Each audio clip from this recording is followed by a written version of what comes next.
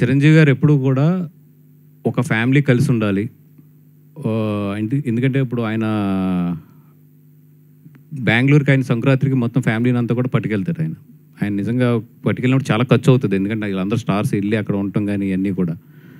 But అందరికీ కుదిరిన ప్రతి సంవత్సరం కూడా ఆయన తీసుకెళ్ళి దాన్ని ఒక సెలబ్రేషన్ కింద చేస్తాడు ఆయన.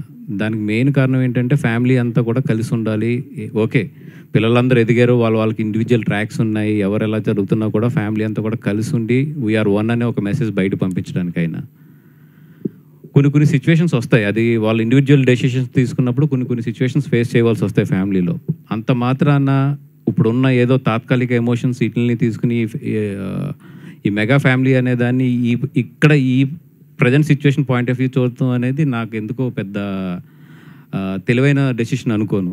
ఎందుకంటే I know them very well. వాళ్ళ బాండింగ్స్ ఎట్లా ఉంటాయి, ఒక సిచ్యువేషన్ వస్తే ఒకరికొకరు ఎలా నిలబడతారు, ఒక సిచ్యువేషన్లో ఒక సిచ్యువేషన్ చాలు ఇవన్నీ తీసేసి మీ అందరం ఒకటి అని చెప్పడానికి.